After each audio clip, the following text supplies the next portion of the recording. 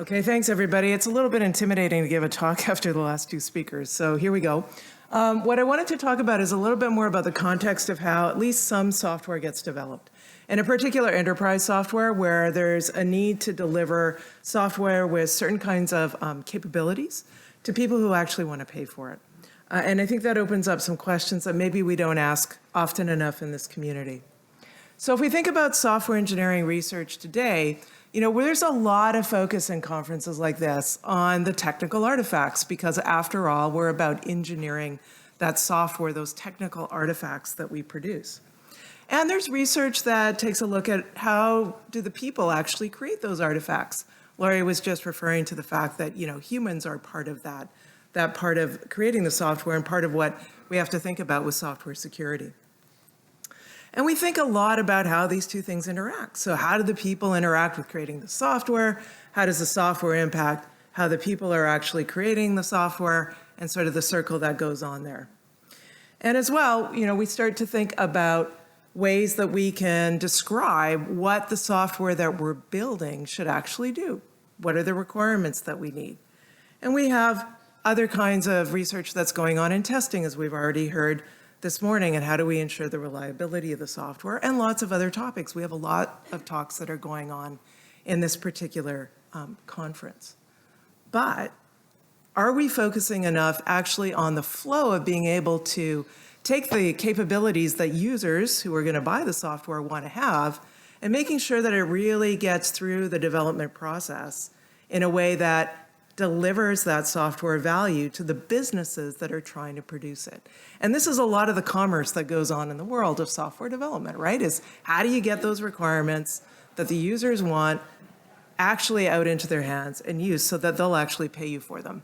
And this talk is kind of informed by the fact that I helped run a software development organization like that for about 15 years. So if we take this and flip it and don't think about software engineering research, but instead take the viewpoint of what's happening in the company that's trying to build that software, let's take a look at what that actually feels like from that software development organization's point of view. For that organization, there's a system that they want to produce. There's a system that they're going to sell to the users who are willing to pay for it. And that system has to have a bunch of things in it, features, that users actually want to buy, they want to use. Sometimes there's just things there to be competitive with other products in the marketplace, but there's a bunch of functionality that you have to deliver. And you have the user. The user is constantly generating an evolving set of new desires and needs that they need in that eventual system. We might call that an end user, as was indicated in the keynote yesterday, but we have that continual change pressure that is on our systems, and that's a well-known law, from the early days of software engineering research. So our goal as a software development organization is how do we actually get that needs that the user has encoded into the system and deployed and delivered to them in as reasonable amount of time as possible.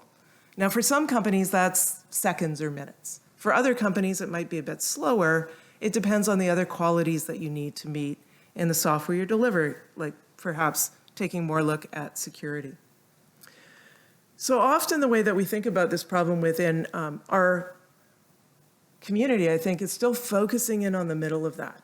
Focusing in on the fact that we've got technical artifacts, we've got people that need to deliver those technical artifacts, and really focusing in on that piece of the problem. And there's been more recent work, especially in industry, about saying how do we take the changes that we're putting in the technical artifacts, the code, and flowing them through DevOps practices into the system. And I'm not going to talk about that too much because we have such well-developed techniques to be able to do that. Where I think things get a little bit more fuzzy and where there's a lot of opportunity for the future of research in our community is to start thinking about how do we actually figure out what the users want in the first place. Well-developed methods within our requirements engineering communities to think about that, but it's still not quite crisp. And if you look at organizations using agile development methods, it's not actually easy to go into them and say, so what are your requirements? Because they're going to point you to 7,000 issues where there's a bunch of requirements that are spread around in different kinds of opportunities and descriptions. But it gets a little bit more complicated than that when you're in a software development organization. Because you do have your product engineering team that's responsible for a lot of the requirements. But for these enterprise kind of software development organizations, you've also got a sales team. And the sales team are the people actually talking to your potential users. So they're the people that are out there also gathering a form of requirements, sometimes perhaps selling things that may not actually be implementable, which is why they should be talking to the development team. But you start to get all these interactions between all these people. You have the salespeople thinking of requirements in a particular way. They're feeding them to the product engineering team. There's the end user there, the eventual customer of the software, and there's a lot of interaction that goes on. And if you know that game of telephone tag, there's a lot of misinformation and miscommunication about what actually needs to be built. And of course, even though I depicted it as being fairly straightforward to have this development team, it's pretty complicated. We just heard about supply chains. You know, your development team isn't going to be one little tight group of individuals. You're going to have multiple teams. Each of those teams is probably working on different parts of the value chain that you're trying to produce, and they have a lot of communication that is going on amongst them. And they're not only trying to think about what is the flow of the eventual requirements that are going through to the system. They're thinking about the defects they have to fix. They're thinking about the technical debt that they need to start working on so they can make that flow continue to go in terms of the value. Because that flow of value is the thing that's bringing in cash into your business and allowing you to keep going. So this would be bad enough, but in fact, there's more people that are involved in a development organization like this. For enterprise software teams, you often have a customer success team. These are the people responsible for actually taking the software that you sold and actually getting it installed, whether it's cloud or on-prem, deployed and used by the customer. Because that's when you actually start to be able to count the revenue that you're trying to bring into the organization. And that customer success team, often part of the sales team, is kind of feeding back into that whole cycle on the right-hand side of the requirements and the sales team. So I think sometimes when we talk about software development in our community, we tend to think of it as kind of this very straightforward, siloed kind of opportunity that is connected together in some way, but we don't always admit that there's a lot of messiness in how software is actually produced that is important for the commerce that goes on. So what are the research opportunities given this? Well, I think there's a lot if we start to think about the techniques that we're building in terms of this messy world. We've got businesses that have this continual requirement on them to produce value to their customers. Like I said, that's been around for a long time and it's not going away.